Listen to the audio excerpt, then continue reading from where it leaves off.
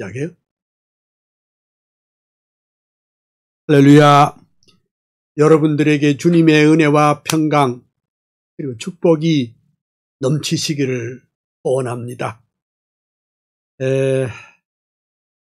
이 방송을 보고 계시는 국내외 또 교회 종들 머리 위에 또 가정 위에 섬기는 교회 위에 우리 하나님의 놀라운 은혜와 축복이 함께 하시기를 진심으로 소원합니다. 오늘 또 여러분들과 함께 진행될 과목은 오늘은 이제 간단하게 아브람 카이퍼가 말한 칼빈주의적 세계관을 이제 끝내고 이어서 아브람 카이퍼의 일반 은총론을 이렇게 공부하는 순서를 갖도록 하겠습니다. 그리고 오늘 또 여러분과 함께 공부하는 중에 요한 칼빈의 사상과 삶을 노랫말로 엮은 거 한번 읽고 또 아브람 카이퍼의 사상과 삶을 노랫말로 엮은 것도 한번 읽고 또 하나님의 말씀 또 한 곳 읽고 그래 이제 강의를 시작하겠는데 강의에 앞서서 우리가 이제 아브람 카이퍼 강의는 다음 주 초에 끝내버릴 작정입니다. 끝내고 그 다음 가장 중요한 것은 그 실천신학 개론 이 과목을 시작을 하겠습니다. 그래서 우리가 아무리 이론신학을 잘해도 실천신학을 못하면 다 망가지고 맙니다. 응? 그 핵심이 뭐냐? 실컷 칼빈의 사상, 칼빈주의 사상을 공부해 놓고 또 설교나 또 교회 행정이나 또 교육이나 또 이 모든 것은 또 아주 그 자유주의적인 인본주의적인 그런 것을 하면은 안 됩니다. 여러분들이 지금 이거 열려 있으니까 출판사에서 연락하면은 바로 즉시 여러분들에게 배달되도록 그렇게 하겠습니다. 그리고 동시에 제가 이미 어제도 또 지난주에도 말씀을 했지만은 목사가 왜 욕을 해? 라는 이런 책이 있는데 이것이 뭐냐? 이것은 칼빈주의적인 세계관으로 정치와 또 역사와 인생과 또 학문을 보는 오늘의 한국교회를 보는 그러한 내용이 여기 있습니다. 여러분 주저하지 마시고 이걸 같이 두 책을 같이 주문하시면 또 여러분들에게 큰 유익이 될 줄로 그렇게 생각이 되집니다. 이제 어제 이 두 책을 정광훈 목사님에게 보여드렸더니 당장 각 1000권씩을 주문하시겠다. 그렇게 했습니다. 여러분 기억하시고 요 끝 마치고 바로 실천신학 개론을 시작하도록 준비해 주시고 그리고 지금까지 약 6개월 동안 제가 강의한 내용의 칼럼이 전부 다 이 책 속에 다 들어있으니까 여러분 그렇게 아시고 구입해 주시면 감사하겠습니다. 그러면 우리 강의에 늘 하던 대로 먼저 요한 칼빈의 신학과 삶, 요한 칼빈의 사상과 삶을 노랫말로 엮은 거 한번 읽고 같이 시작하도록 불란서의 동북쪽에 노아요네 오랜 도시, 가톨릭의 집안에서 영명하게 태어나서 천재적인 어학실력 독서광의 칼빈 청년, 헬라어와 히브리어, 라틴어에 귀재되고 하나님의 말씀 안에 온전하게 붙들려 도부신학, 인문학에 완전하게 통달하고 27 성경으로 기독교의 강요 쓰고 개혁신학, 개혁교회 주춧돌을 세웠도다. 제네바의 생피에레 개혁교회 목사되어 27년 세월 동안 말씀 목회 진리수호, 양떼들을 사랑하는 진실하신 목회자로 위대하신 강해 설교, 교회개혁 선봉되다. 꿈에 그린 제네바에 아카데미 세우시고 경건으로 학문으로 인물들을 키워내어 주의 교회 개혁하고 제네바를 바꾸어서 성경 중심 운동으로 새 세계를 만들었다. 병약하신 육체에다 종합병원 요한 칼빈, 이단들과 자유주의 가톨릭의 공격에도 오직 성경, 오직 믿음, 오직 은혜 굳게 잡고 코람데오, 코람데오, 솔리데오 글로리아, 위대하신 목회자로 주석가로 교의학자, 설교가로 저술가로 행정가로 헌신하여 열정기도 겸손으로 주의 교회 세우시고 하나님의 주권 파수 일관하던 개혁자여 500년의 역사 따라 개혁사상 이룩해서 그의 사상, 그의 불꽃, 예수 사람 요한 칼빈, 한국교회, 개혁교회, 청교도의 신앙 따라 하나님의 말씀 중심, 교회 중심 전통이여 개혁주의 사상으로 정통교회 세우면서 영혼 구원 진리 파수 개혁신앙 보루되어 예수 한국 복음 통일 민족 구원 완수해서 칼빈주의 사상으로 세계 선교 이룩하세. 아멘. 감사합니다. 아이고, 이 참 제가 짓기는 제가 지었지만은 읽을 때마다 이거 참 잘 개요했다 싶은 생각이 좀 해요.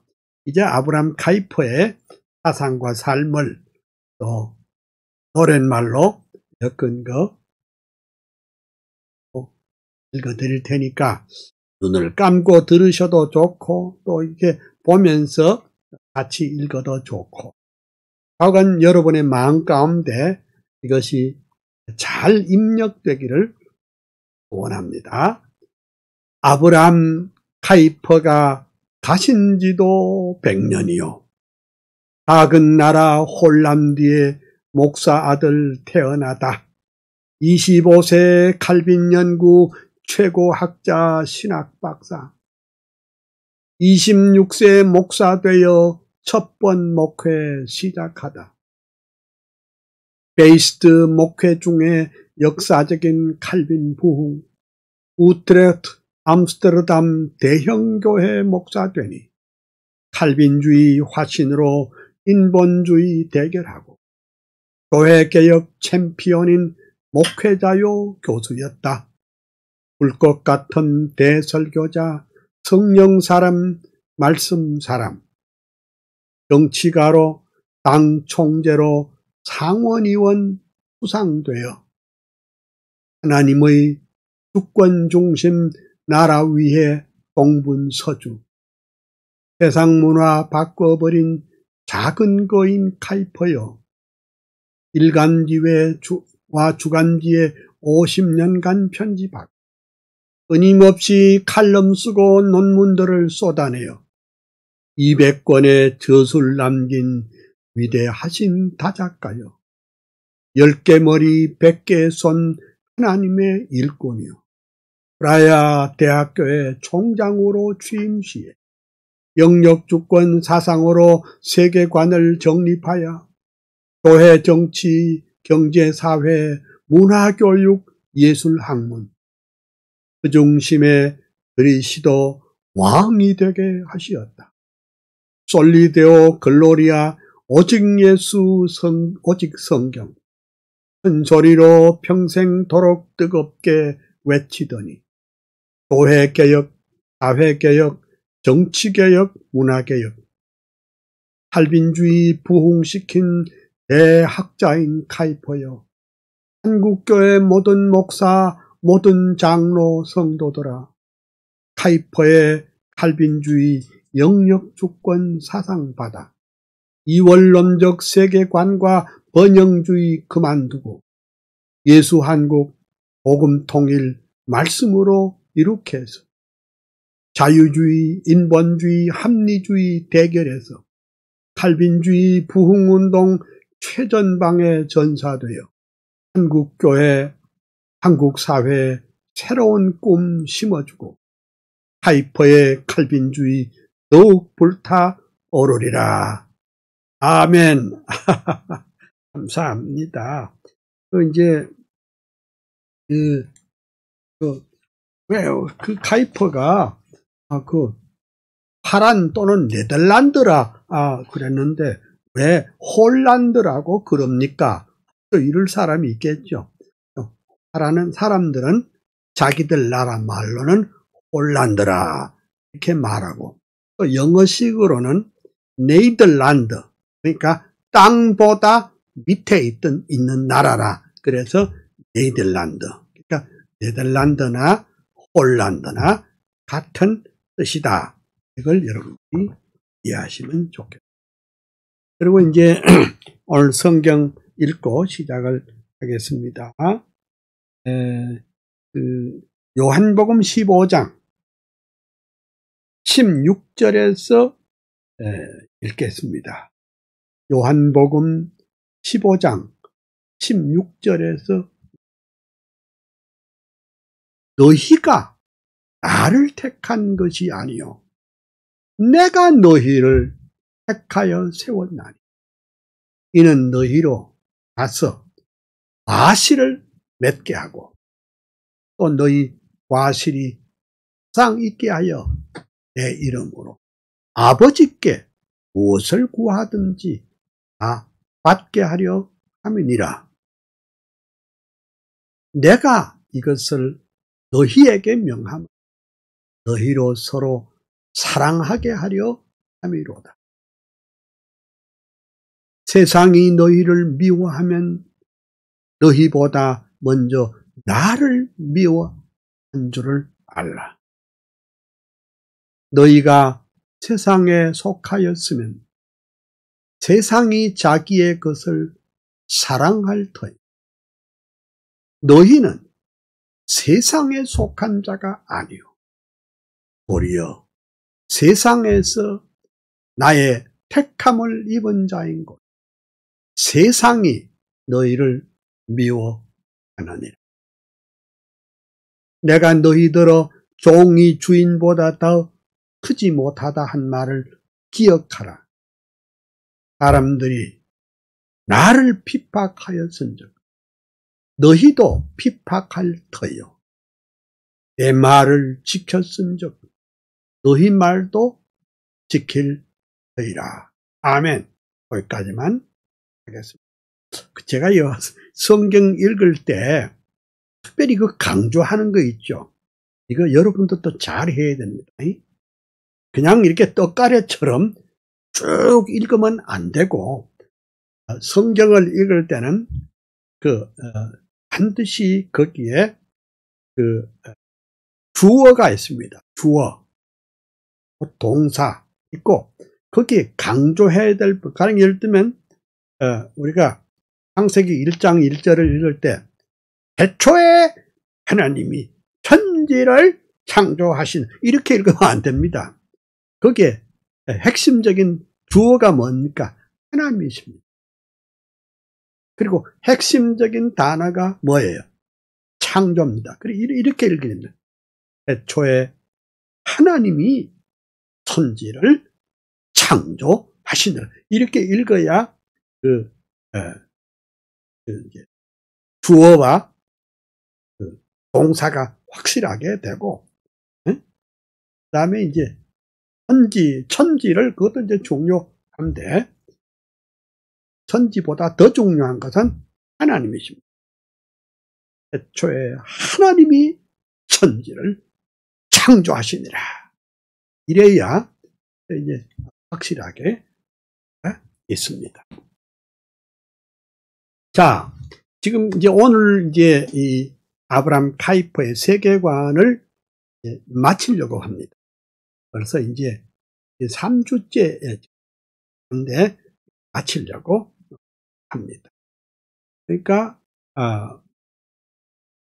다시 좀 정리하면 세계관이라고 하는 것은 어떤 시각에서 어떤 안경으로 세계와 또 인류와 또 정치와 또 교회와 인생을 또 문화와 학문을 보는가, 그런 그 눈입니다. 근데 이 세상의 세계관은 줄잡아 한 서너 개 있습니다. 이 세상에, 그러니까 그 로마서 11장 36절을 완전히 거꾸로 뒤집어 엎은 세계관이 하나 있죠. 만물이 사람에게서 나와서 사람으로 말미암고 사람에게로 돌아감이라, 이렇게 주장하는 인본주의 세계관이 있습니다. 그 잣대로 모든 것을 보는 것은 인본주의 세계관입니다. 로마서 11장 36절에다가 하나님을 빼버리고 만물이 물질에서 나와서 물질로 말미암고 물질로 돌아감이라, 영광이 물질에게 세세 있으리로다, 이렇게 변조한 것이 유물주의 세계관입니다. 이야, 응? 그러면 우리가 보는 세계관은 뭐냐? 하나님 중심의 세계관이야. 그 하나님 중심의 세계관은 곧 만물이 주에게서 나와서 주로 말미암고 주에게로 돌아간다. 이 하나님 중심의 세계관이 이게 뭐예요? 바로 칼빈주의적인 세계관인데, 이 칼빈주의적인 세계관을 가장 확실하게 잘 정돈하고 이것을 명쾌하게 설명하신 분이 아브라함 카이퍼라. 그럼 아브라함 카이퍼는 칼빈의 개혁 신학을 그대로 물려받아 가지고 다시 한번 리바이벌, 부흥시키면서 더 확고하게, 더 확실하게 우리의 삶의 모든 영역에, 그러니까 교리도 중요하지만 교리와 또한 중요한 것은 우리가 그리스도인으로서 이 세상에 어떻게 하나님의 영광을 위하여 살 것인가, 그것이 가장 중요하다. 이 말씀을 이제 쭉 드리고 있습니다. 그래서 아브라함 카이퍼가 말하는 이 칼빈주의적인 세계관 입장에서 볼 때는 신학도 칼빈주의적인 세계관으로 신학을 봐야 됩니다. 즉 칼빈주의적 세계관이 뭐냐? 하나님이 천지와 그 가운데 있는 만물을 창조하시고, 그렇지만 인간은 죄로 어두워서 소망 없게 되자 하나님께서 단독적으로 구원의 이 위대한 구속의 역사를 시작을 했고, 하나님의 구속의 그 매뉴얼대로 중보자 예수 그리스도 하나님의 아들이 이 땅에 성육신해 우리 죄를 담당하시고 십자가를 지시고 그리고 3일 만에 부활하심으로 누구든지 저를 믿는 자에게 구원을 얻도록 하는 이 위대한 이 성경적인 이 구속의 확신을 우리가 믿는 사람이라면은 그런 창조 타락 구속의 이 삼박자를 가지고 역사와 인생과 우주와 학문을 보는 세계관이 열린 것입니다. 그러니까 이런 세계관을 가지고 성경을 봐야 성경이 열리기 시작합니다. 하나님의 말씀은 참되시다 할지어다.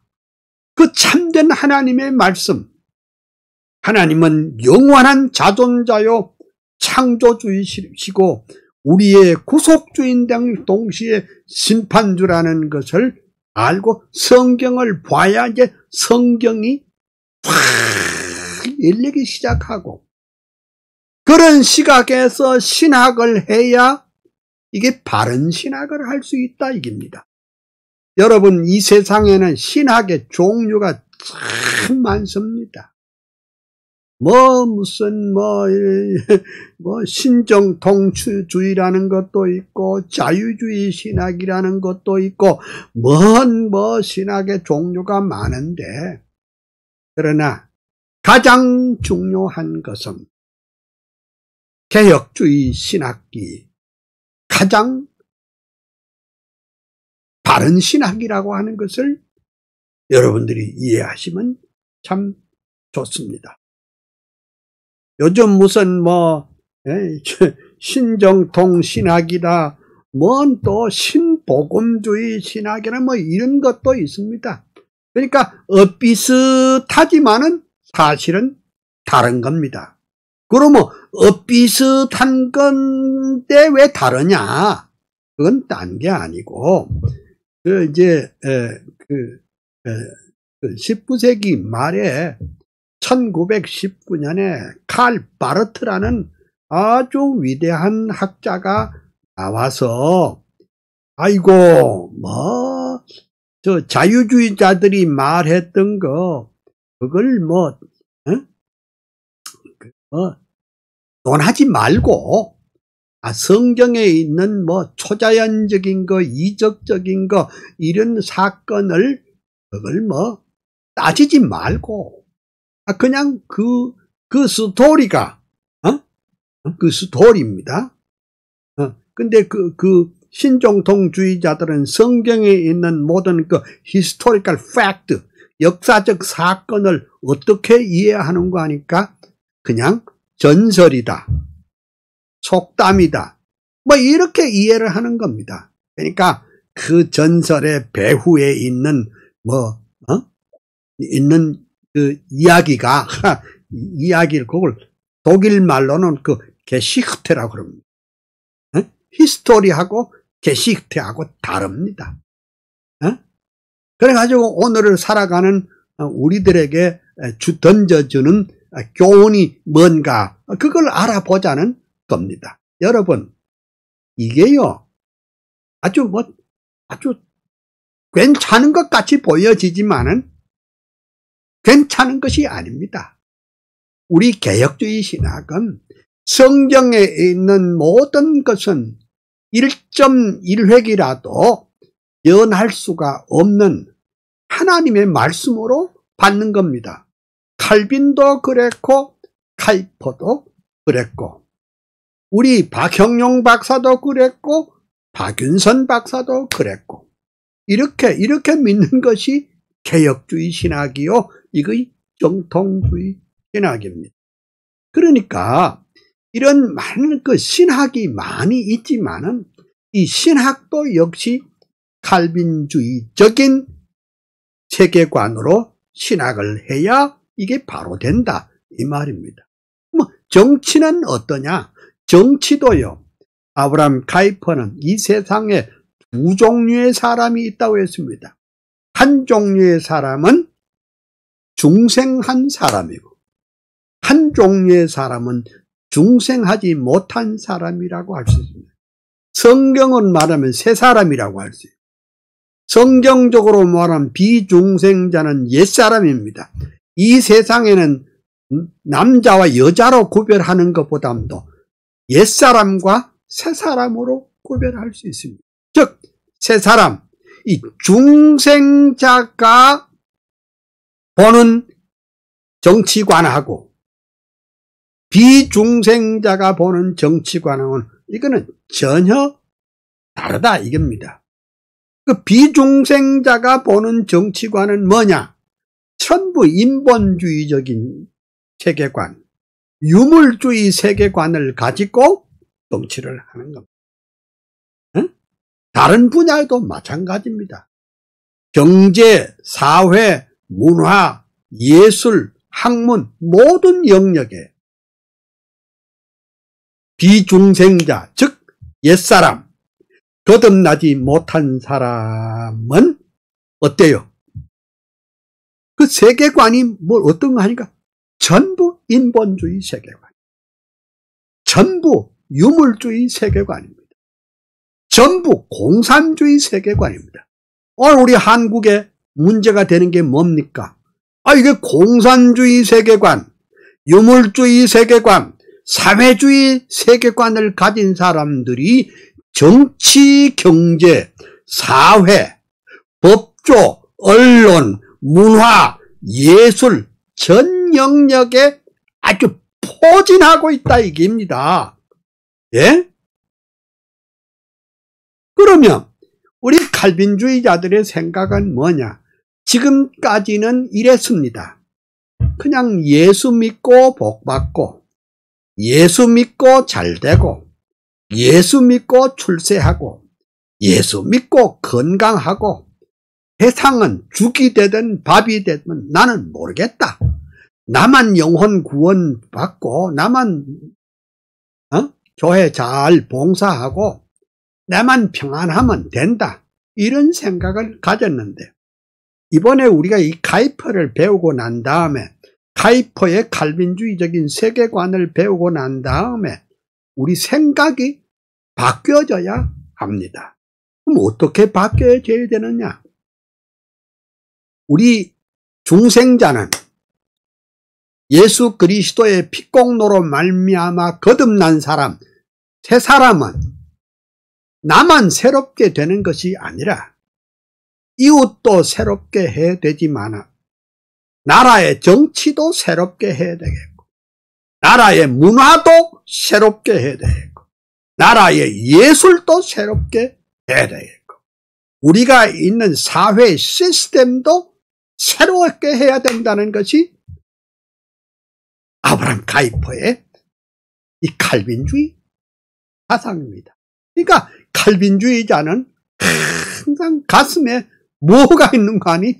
소명감에 불이 탑니다. 콜링. 독일 말은 버루프. 그러니까 우리가 다 목사 될 필요는 없어요.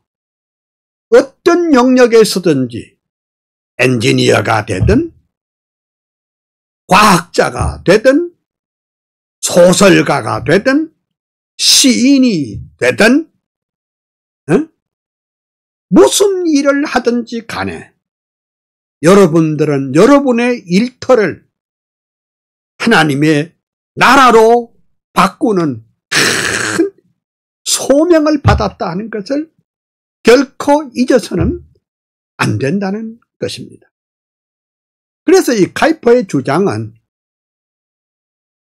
그러니까 이 세상은 악의 세력이 꽉 잡고 있습니다. 여러분, 이 세상은 인본주의 사상가들이 정치, 경제, 사회, 문화, 예술, 학문 모든 영역을 꽉 잡고 있습니다. 이 세상에는 모든 유물주의 세계관을 가진 사람이 꽉 잡고 있습니다. 그들이 전부 다 시스템을 했습니다. 조직적으로 했습니다. 그러면 뭐요? 우리도 이 위대한 칼빈주의 사상을 가지고 각자 소명을 받아서 일하는 것도 물론 중요하지만은 그보다 못지않게 중요한 것은 이걸 조직화해야 된다는 겁니다. 시스템화해야 되는 겁니다. 그래서 카이퍼가 말한 대로 철학은 철학으로, 사상은 사상으로, 교리는 교리로, 조직은 조직으로 맞대응할 수 있어야 합니다. 여러분, 우리는 이 세상에 밥이나 실컷 먹고 살다가 가려고 그렇게 작정하십니까? 그건 아니잖아요. 하나님께서 우리에게 이 위대하고 웅장한 소명을 맡겨 주셨으니까 우리가 이 소명에 따라서 첫째는 하나님의 영광을 위해서. 하나님의 영광이 뭐예요? 하나님이 좋아하시는 것이죠. 하나님이 기뻐하시는 일을 우리가 해야 돼요. 그 다음에 하나님의 주권을 인정을 해라. 하나님의 주권이란 뭐요? 결국은 주인된 권리입니다. 그러니까 하나님은 이 세상의 모든 영역의 주인이라는 사실을 알아야 합니다. 그러니까 가정에도 우리 하나님이 주인이시고 국가에도 하나님이 주인이시고 학교에도 하나님이 주인이시고 회사에도 하나님이 주인이시고 그러니까 자영업을 하는 사람이 있다면 그 자영업 하는 그 가운데도 하나님이 주인이시고 그림을 하는 사람은 그 그림을 하는 가운데도 하나님이 주인이시고 음악을 하는 사람은 그 가운데 하나님이 주인이라. 이것을 알고 말하자면은 살아가는 이런 소명을 여러분이 꼭 갖게 되기를 진심으로 소원합니다. 난 이번 강의를 통해서 여러분이 뒤집어지는 역사, 변화되는 역사가 나타나야 할 줄로 믿습니다. 사람마다 전부 다 그릇이 다릅니다. 사람마다 다 생긴 모습도 다 다릅니다. 모양이 다 다릅니다. 성격도 다 다릅니다. 그러니까 모양이 좀 남보다 좀 부족하다고 그거 탓할 필요가 없습니다. 내 키가 160밖에 안 됩니다. 전에는 조금 더 조금 컸어요. 근데 나이 드니까요. 이게 척추가 이게 내려앉아가지고 자꾸 이제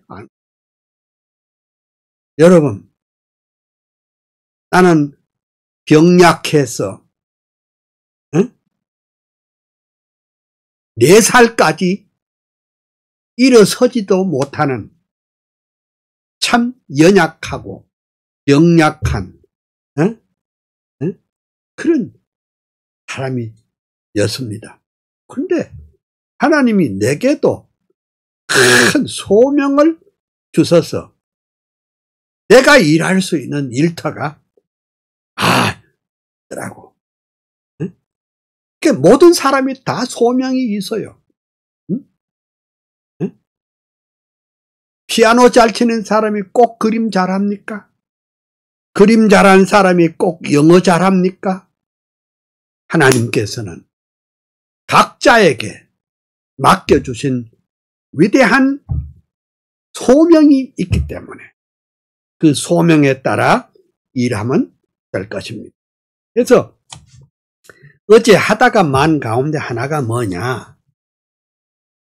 모든 예술도 결국은 하나님으로부터 나온다.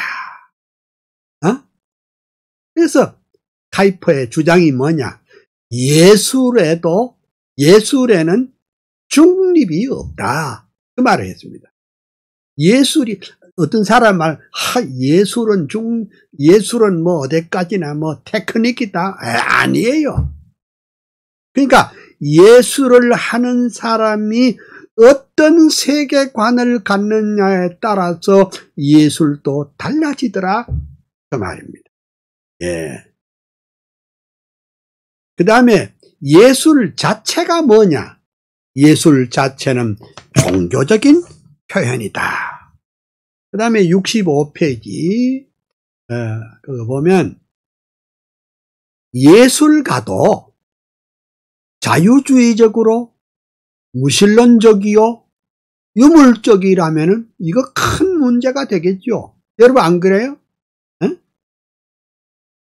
예술가가 아주 자유주의자, 예술가가 아주 무신론자야, 예술가가 아주 유물주의 세계관을 가지고 있으면 이것도 큰 문제입니다. 그래서 카이퍼는 중생자의 예술과 비중생자의 예술은 서로 다르다고 말합니다. 혹시 이 방송을 듣고 계시는 분들 가운데 혹시 이전에 또 예술에 종사하던 분들이 있었던 분이 계실 것도 같습니다. 근데 이전에 예수 알기 전에, 복음을 알기 전에 예술하고 복음을 안 이후에 예술하고는 다르다는 것을 알아야 할 것 같습니다. 카이퍼는 칼빈의 입장을 따라서 예술을 합법적으로 이용하는 것을 칼빈은 장려하고 권장했음을 상기시켰다. 어제 내가 말했는데 칼빈 자신은 음악을 잘 못했어요. 하지만 어때요? 당대 최고의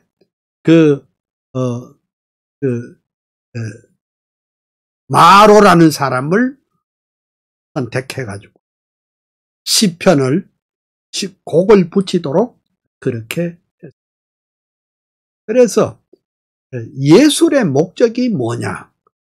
예술의 목적은 하나님의 영광을 나타내는 것이어야. 여러분들이 영화도 있고 또 음악이 있지만 핸델의 메시아 있죠. 와, 핸델의 메시아를 들으면 막 그냥 마지막에 할렐루야가 나올 때는 막 전통적으로 모든 사람들이 다 기립해서 할렐루야를 같이 부르는데 막 그냥 머리끝이 쭈삣 올라갈 정도로 그런 감격을 느끼고, 그리고 런던에서 핸델의 메시아를 공연하는 것을 누가 봤느냐? 당대의 음악계의 최고봉인 하이든이라는 사람이, 여러분 알죠? 작곡가 하이든, 베토벤의 선생님이죠. 하이든이 그걸 너무너무 감격해서 나도 한번 저러한 위대한 작곡을, 오라토리어를 한번 작곡할 수 없을까? 그때부터 시작해서 쓴 것이 뭐냐? 크리에이션, 천지창조라는 오라토리어입니다. 와, 그 중에 찬송가 하나가 우리 찬송가 78장이 됐습니다. 야, 너무 좋습니다. 라라라라라라라라라라. 참 그 크리에이션이에요. 하나님의 창조. 하나님의 그 위대하신 창조를 이렇게 드러내는 그런 일을 했습니다. 그리고 제게는요, 하이든의 친필 악보도 있습니다. 친필 악보. 하이든의 친필 악보도. 저는 음악을 잘 못하지만은 그래도 음악에 대한 음악사, 나는 딴 건 잘 못해도 음악이면 음악사, 교회사, 사자 붙은 건 내가 다 좋아합니다. 어떻게 역사가 이렇게 흘러나왔는지. 여러분, 예술의 목적이 하나님의 영광을 나타내는 것이어야 합니다. 이 방송을 듣고 계시는 분들 가운데 미술가가 있습니다. 그 미술도 하나님의 영광을 위한 미술이어야 합니다. 그러니까 제가 아는 화가 가운데요, 장로님 됐다가 목사님 된 화가가 한 분 있습니다. 예. 그 화가가 그린 성만찬 그림을 보면요,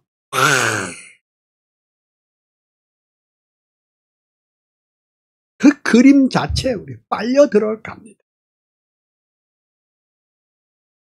그분의 이름은 황만 화백인데, 그분의 작품 속에는 항상 복음이 들어가 있어요. 그분의 작품 안에는 항상 예수 그리스도의 고난과 부활이 들어가 있어요. 다 느낄 수가 있어요.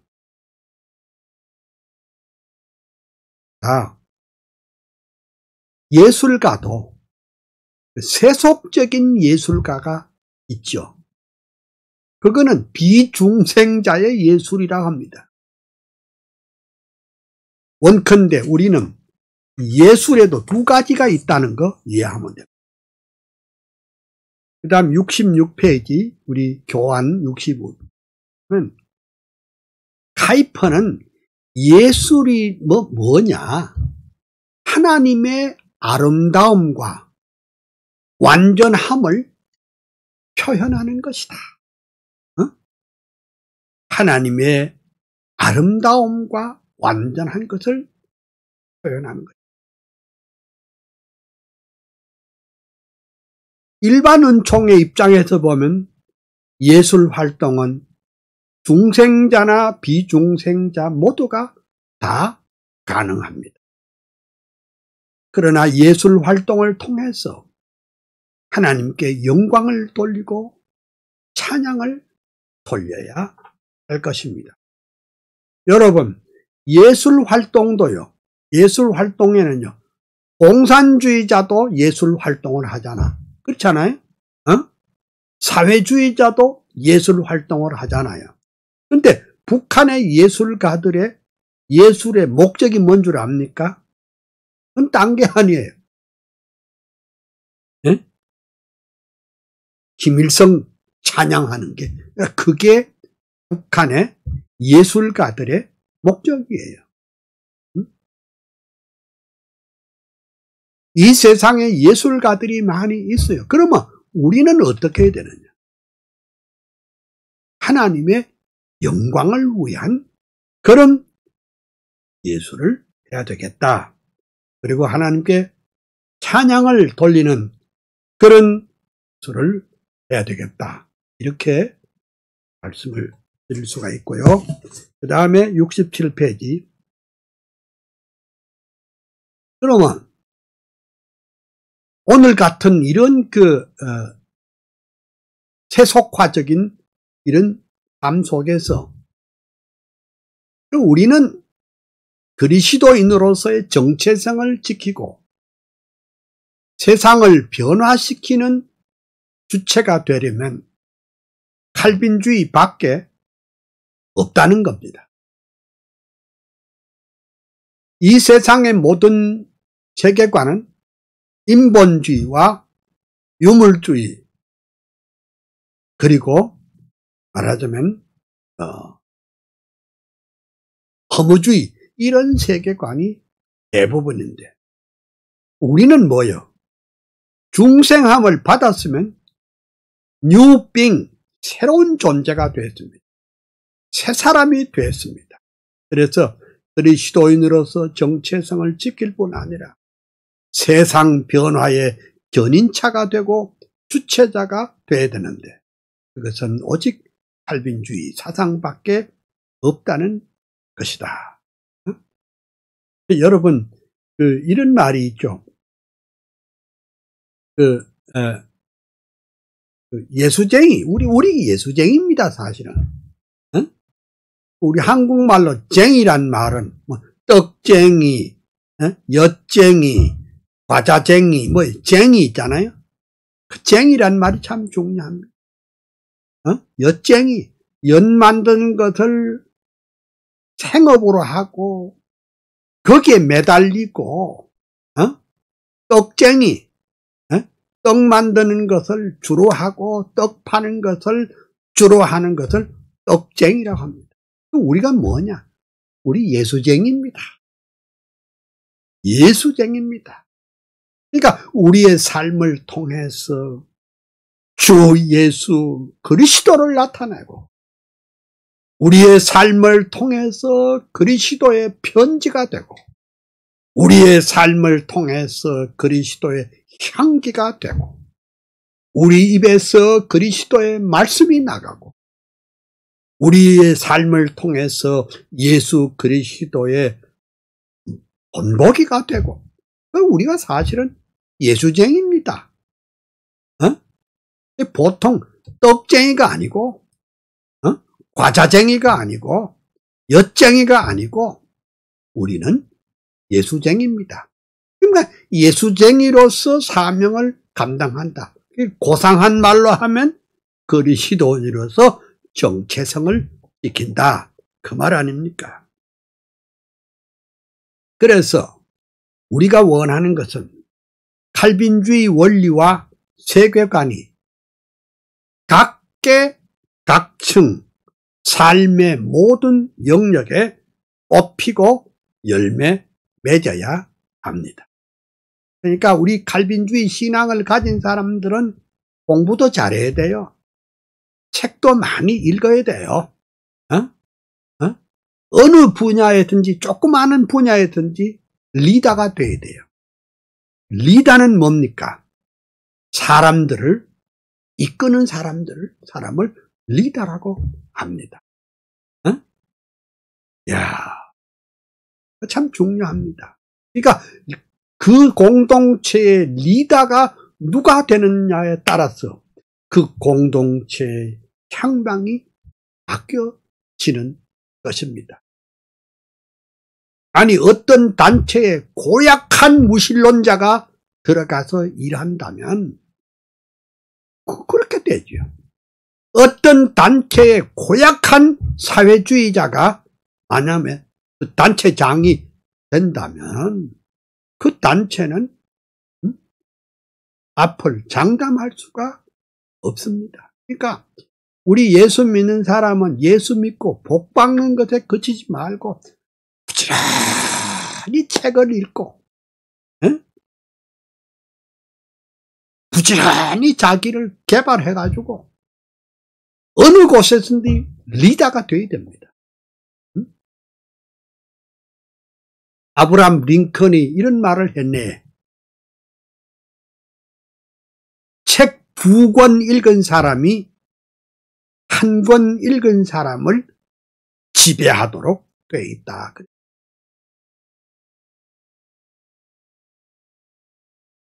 칼빈도 독서광이고 아브람 카이포도 독서광입니다.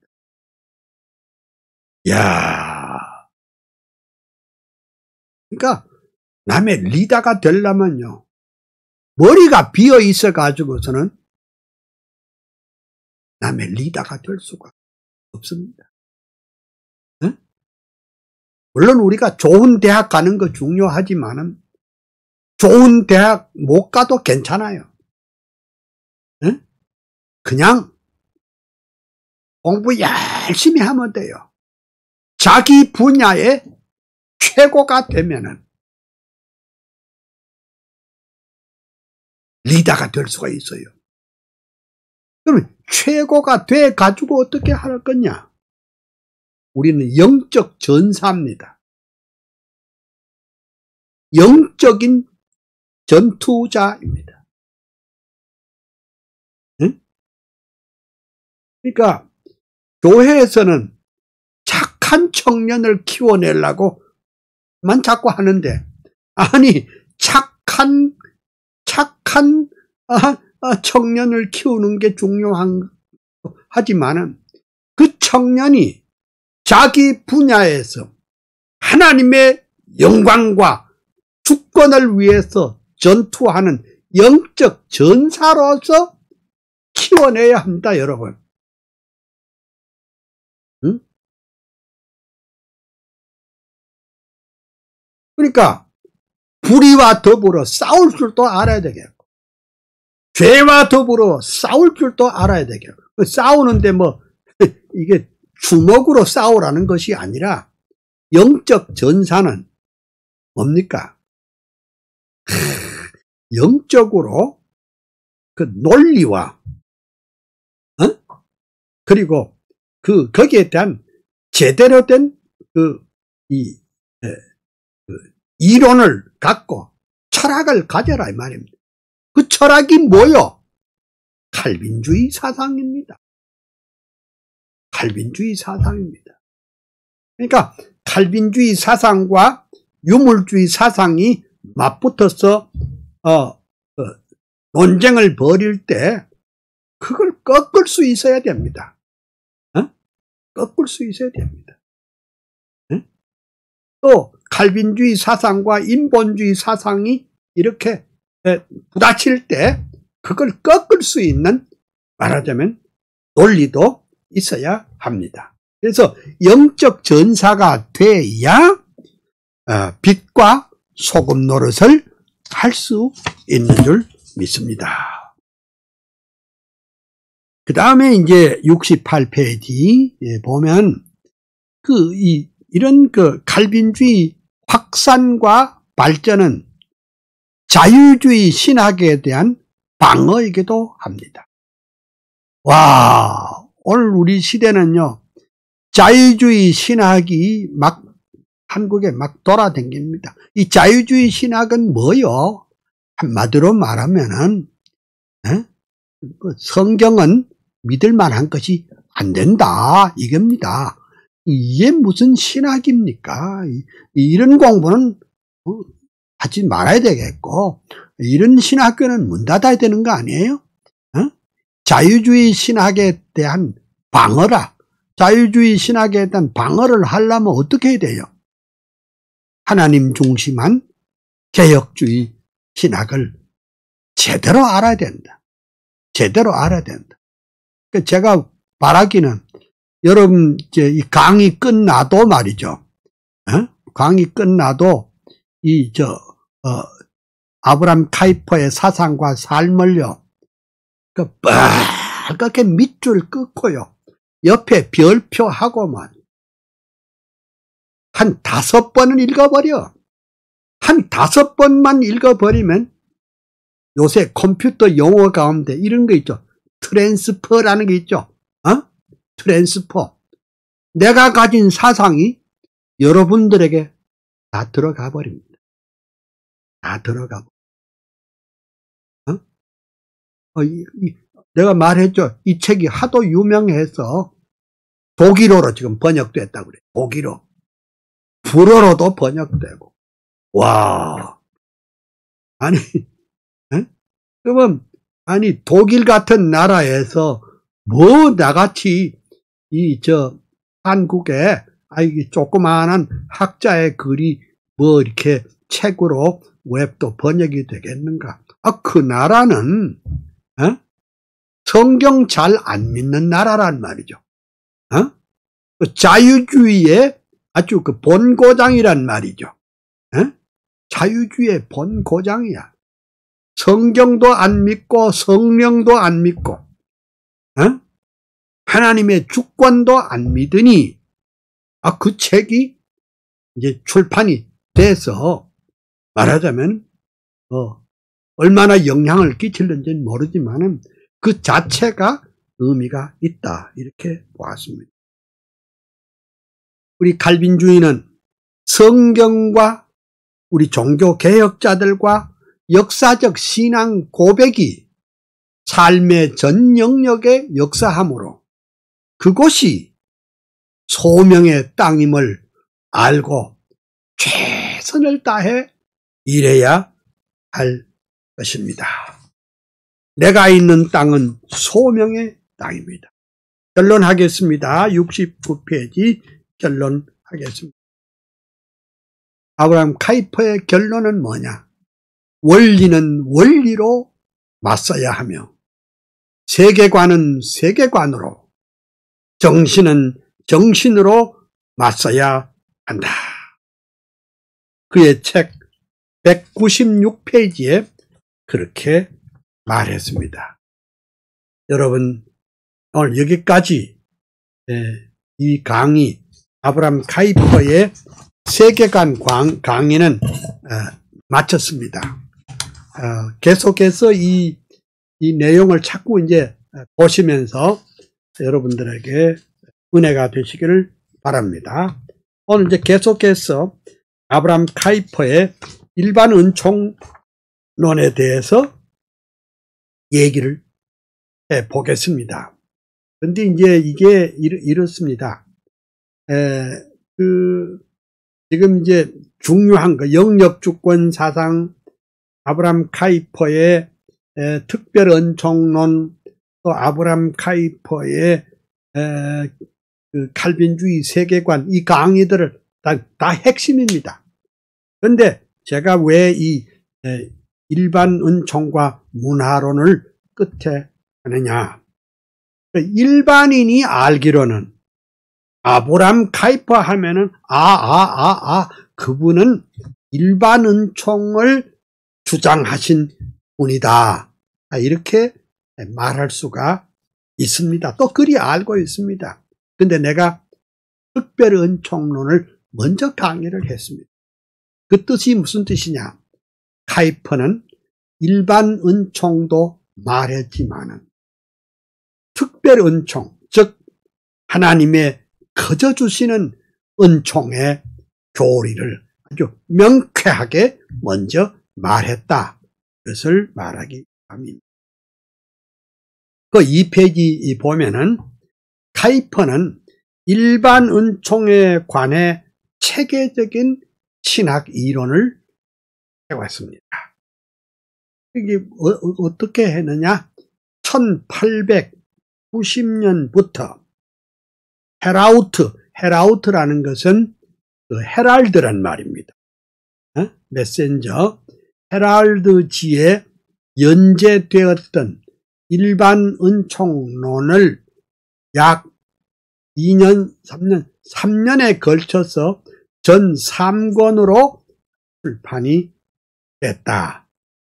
근데 내가 요 그림에 대해서 제가 말하는데, 요 그림은 아브라함 카이퍼가 1901년, 그러니까 지금으로부터 120년 전에 수상으로 취임할 때의 그 복장입니다. 뭐 늘 저렇게 댕기는 건 아니고 큰 행사가 있을 때 그런 복장을 했다 이겁니다. 그런데 저 원화, 원래 그 원화는 홀란드, 네덜란드에 있지도 않고 네덜란드 자유대학의 프라야 유니버시티에 있는 거 아니고 저희 연구원 한국 칼빈 박물관에 저게 있다 하는 것을 여러분들이 이해하시면 좋겠습니다.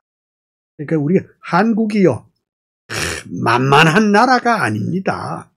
절대 만만한 나라가 아닙니다. 그래서 이번에 제 책이 독일말로 번역되면서 저것을 일면 카바 표지에 저걸 이렇게 은은하게 이렇게 들었습니다. 그 다음에 한 페이지로 넘어갑니다. 근데 이제 우리나라 사람은 은총이란 말을 쓸 때 특별 은총이나 일반 은총이란 말할 때 은총은 같이 쓰지만은 아브람 카이퍼는 그 말 자체가 다르다는 것을 여러분들이 아시면 좋겠습니다. 근데 마치 칼 바르트가 독일 말로 역사는 히스토리라, 그리고 전설과 뭐 이런 이야기거리는 무슨 다른 말로 썼죠. 게시크테라고 썼는데 영어로 번역하면서 다 같이 뭐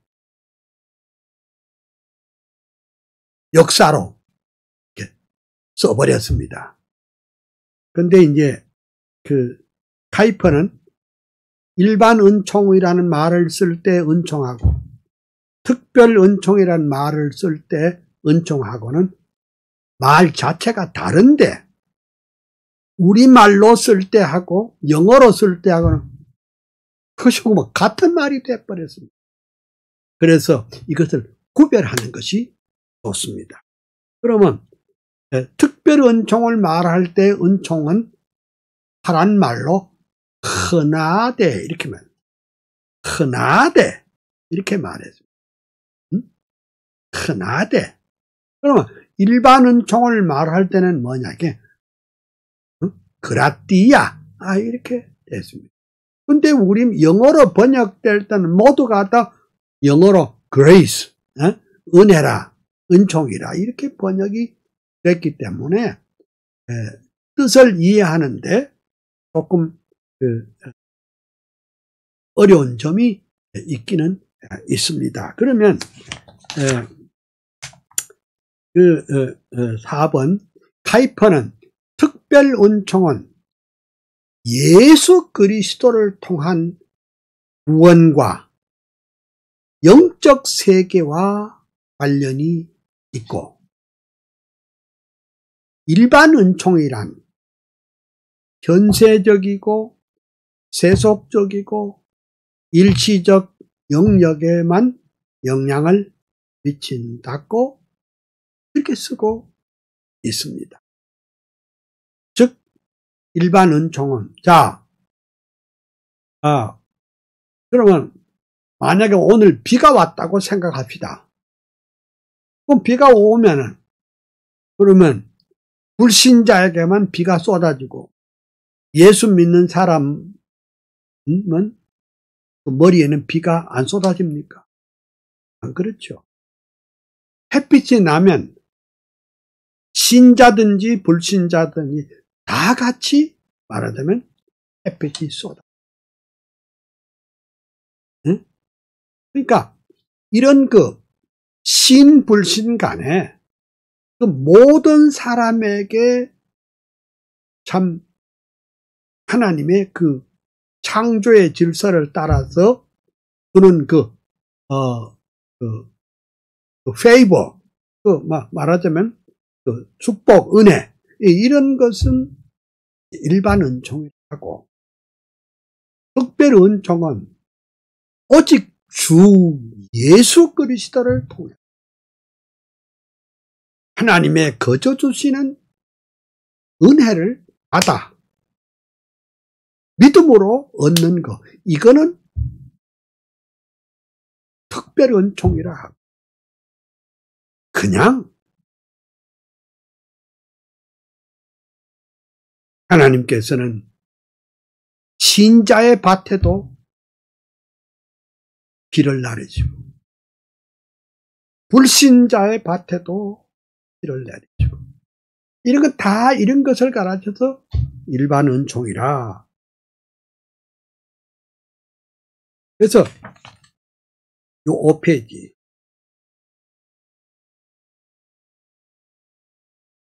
일반 은총 안에는 구원의 능력이 없기 때문에 특별 은총이나 언약의 은총과는 다르다는 것입니다. 그리스도의 속죄의 죽음을 통해서 구원의 은혜를 받을 때 그 은혜를 흔하되 또는 개나되 흔하되라고 말합니다. 그 외에도 하나님의 그 역사, 하나님의 문화 전반의 역사하는 것을 말할 때는 이걸 그라티아, 이제 여기에 대해서 이제 화란 안에서도 반론을 제기하는 사람이 있기는 있습니다. 아니, 은혜가 뭐 한 가지지, 뭔 또 두 개냐? 이렇게 또, 우리 이제 개혁교회 안에도 그런 말을 하는 사람이 있기는 있습니다. 아니, 은혜는 뭐 하나지, 뭔 또 두 개냐? 이 카이퍼는 참 그 특별한 은총, 하나님께서 그리스도를 보내서 우리 죄를 위해서 물과 피를 쏟아주고 우리를 값없이 의롭다고 하신 이거야말로 은혜 중에 은혜 아닙니까? 특별 은총, 특별 은총이 뭡니까? 은혜 위에 은혜고, 은총 중에 은혜고, 축복 중에 축복이요, 사랑 중에 사랑이 아닙니까? 그러니까 우리가 이 하나님의 특별 은총이 없으면 여러분이나 저나 하나님 앞에 나올 수도 없고 설 수도 없는 그런 죄인입니다.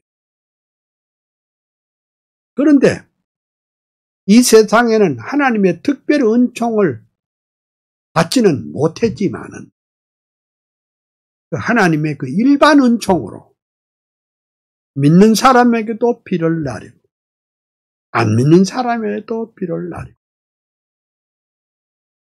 예수 믿는 사람도 그림 잘 그릴 수 있고 예수 안 믿는 사람도 그림 잘 그릴 수 있고 예수 잘 믿는 사람도 음악 활동을 하고 예수 안 믿는 사람 가운데도 음악 활동.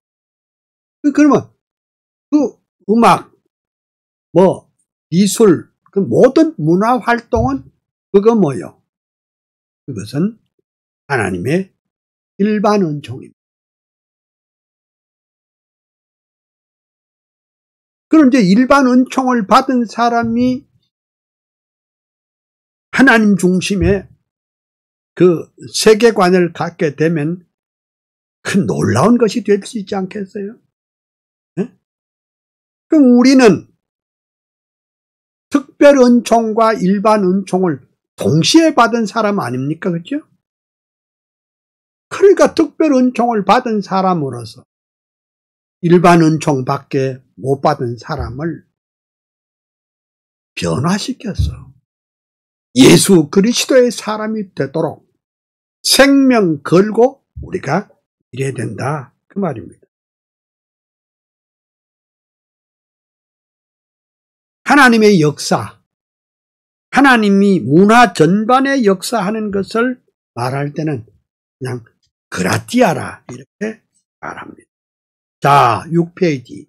자, 그러면 카이퍼의 주장에 의하면 일반 은총, 즉 그라티아는 이 세상에서 사는 악한 자나 선한 자나 할 것 없이, 즉 구원 문제와는 상관없이 하나님께서 모든 사람에게 주는 호의, 즉 favor 라고 할 수 있습니다. 하나님의 favor, 호의입니다. 그러면 일반 은총은 그걸 가지고서는 믿음을 일으킬 수도 없고 구속의 은혜를 받을 수가 없습니다. 그러니까 일반 은총을 받은 사람들이 대부분입니다. 이 세상에 있는 사람들은 악한 사람도 이 일반 은총을 받고 선한 사람도 일반 은총을 받기는 받지만 이들이요 어느 날 하나님의 특별 은총으로 복음을 깨닫고 와 나는 하나님 앞에 죄인으로서 누가 이 사망의 몸에서 나를 건져내랴. 그러니까 자기의 죄를 깨닫게 된 것도 사실은 하나님의 특별 은혜요. 예수 그리스도를 생명의 구주로 받게 되는 것도 하나님의 특별 은총이요. 성령의 뜨거운 체험을 하게 된 것도 이것도 하나님의 특별 은총이요. 그러면 이 특별 은총을 받은 사람은 새 사람이 되는 겁니다. 새 사람은 옛사람의 허물을 벗어버리는 겁니다.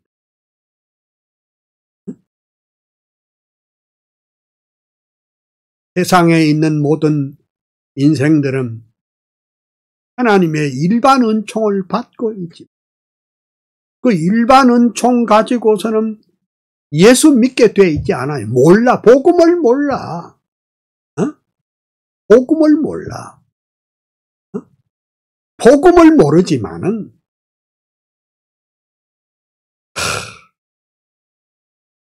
어느 날 전도를 받고 어느 날 말씀을 읽는 가운데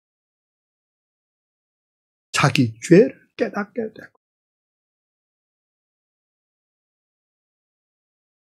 주여 나는 허물과 죄로 죽었던 인생입니다. 멀리 떠났던 죄악된 인생입니다.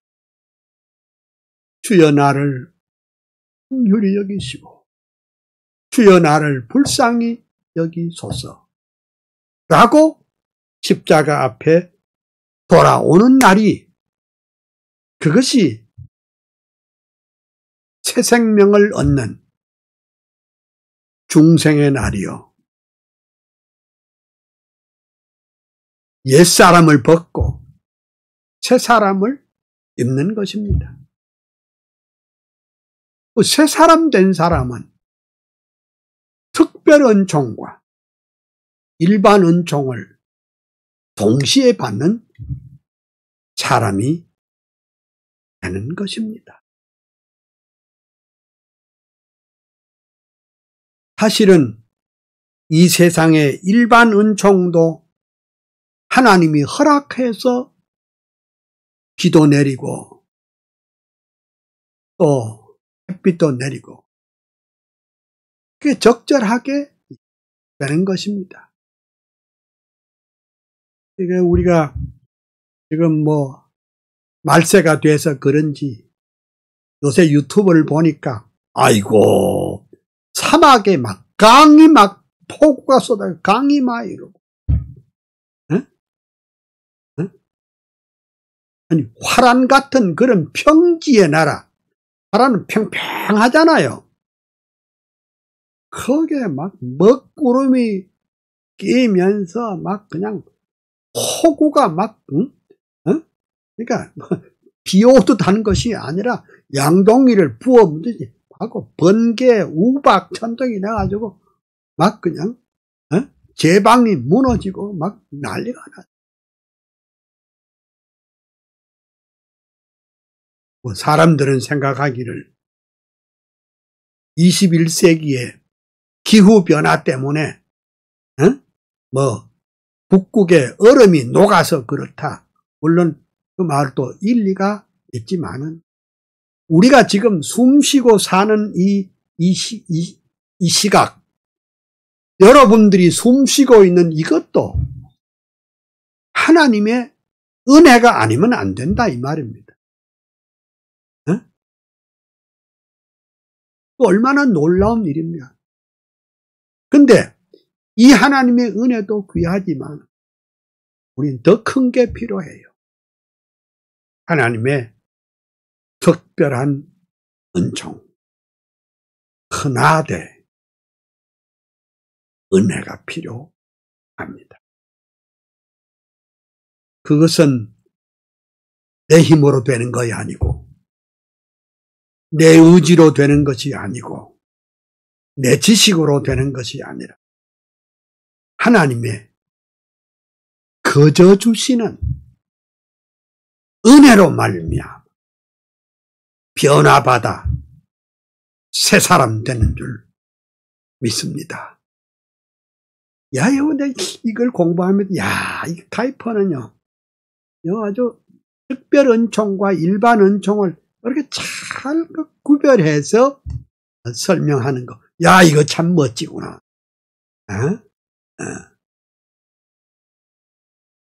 그냥 일반 은총은 또 귀하지.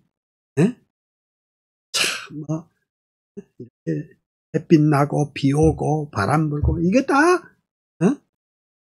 밤에는 달이 뜨고, 별이 보이고, 그것도 하나님의 은혜야. 그보다 더 중요한 것은 하나님의 특별 은총, 흔하되. 오늘 여기까지만. 내일, 다음 주에 조금 남은 거 조금 하고, 바로 이 실천신학, 개론 공부하고, 그리고 목사가 왜 욕을 해?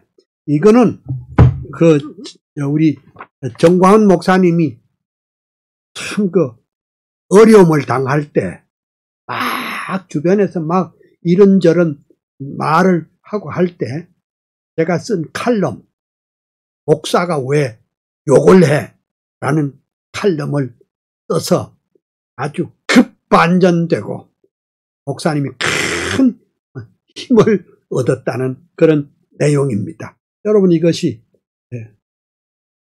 이 시간 끝나고 바로 구입하시기 소원합니다. 여러분들에게 주님의 특별한 은총이 흔하대가 함께 하시기를 축원하면서 감사합니다. 기도하겠습니다. 할렐루야. 하나님의 크신 은혜 축복을 감사합니다. 웬 은혜입니까? 웬 축복입니까? 웬 사랑입니까? 저희같이 부족하고 연약하고 또 넘어지고 쓰러질 수밖에 없는 연약한 자를 하나님이 이렇게 붙잡아 주셔서 정말 하나님의 백성 되게 해주시고 새 사람 만들어서 이렇게 참 특별한 은총, 흔하대를 받게 해 주셔서 이렇게 주의 나라와 교회를 위해서 내 맡은 일터에서 최선을 다하게 해주신 것 감사합니다. 원하옵기는 여기 이 방송을 듣는 모든 형제 자매들에게 은혜와 복을 덧입혀 주시옵소서. 감사하옵고 예수님 이름으로 기도합니다. 아멘.